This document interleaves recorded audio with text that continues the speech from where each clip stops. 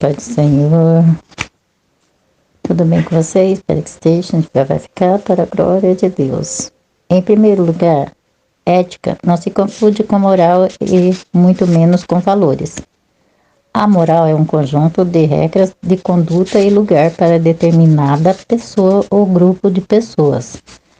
A partir daí, podemos dizer que existem diversas morais. Uma moral é um fenômeno social particular que não tem compromisso com a universidade.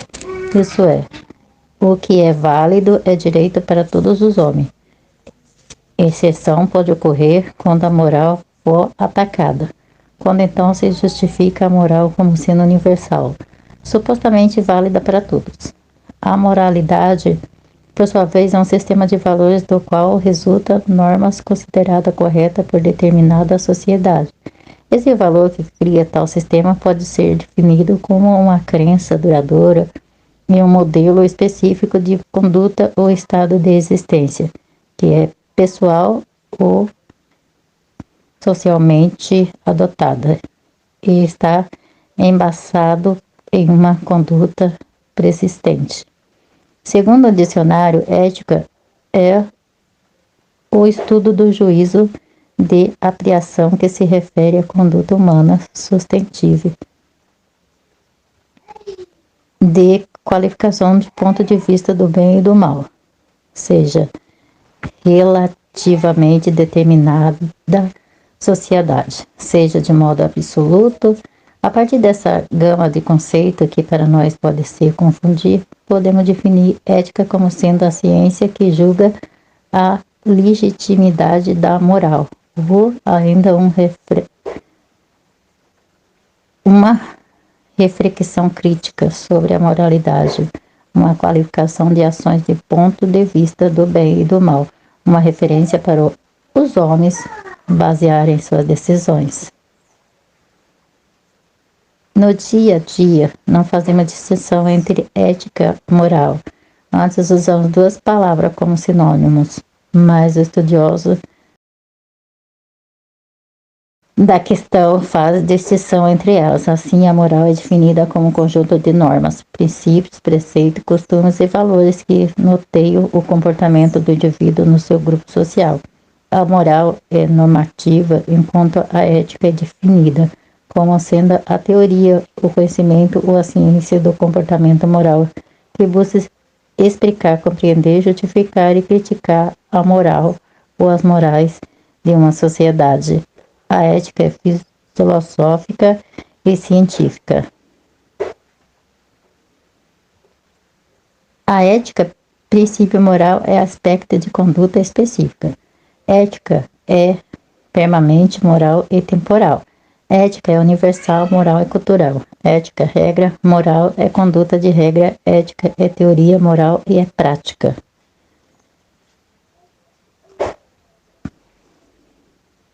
Em um dos seus livros, intitulado Cristianismo Puro Simples, eles fazem uma descrição sempre aprofunda, simultaneamente descrevendo esta realidade do certo e do errado, dizendo: todo mundo já viu pessoas discutindo. Às vezes, a discussão soa engraçada, em outras apenas desagradável. Como quer que soe, acredito que podemos aprender algo muito importante ouvindo os tipos de coisa que elas dizem. Dizem, por exemplo: você gostaria que fizesse o mesmo com você? Desculpe, esse banco é meu. Eu sentei aqui primeiro. Deixe-o em paz, que ele não lhe está fazendo nada de mal. Teve de entrar na frente? Dê-me um pedaço da sua laranja, pois eu lhe dei um pedaço da minha. Poxa, você prometeu. Essas coisas são ditas todos os dias por pessoas cultas e incultas, por adultos e crianças. E o que interessa é todos esses comentários é que o homem que faz não está apenas expressando o quanto lhe desagrada o comportamento do seu intelector. Antes, está fazendo também um apelo e um padrão de comportamento que o outro deveria conhecer. Esse outro raramente responde ao inferno com o padrão. Quase sempre tenta provar que a sua atitude não infringiu esse padrão, ou que se infringiu, ele tinha uma desculpa muito especial para agir assim. alega uma razão especial em seu caso particular, para não ceder o lugar à pessoa que ocupou o banco primeiro, ou alega que a situação era muito diferente quando ele ganhou aquele gomo de laranja, ou ainda que o fato novo lhe desobriga de cumprir o prometido. Está claro que o envolvido na discussão conhece uma lei ou regra de conduta leal, de comportamento digno ou moral, ou como quer que o queiramos chamar, com a qual efetivamente concorda. E ele conhece essa lei. Se não conhecesse, talvez lutasse como animais feroz, mas não poderiam discutir no sentido humano dessa palavra.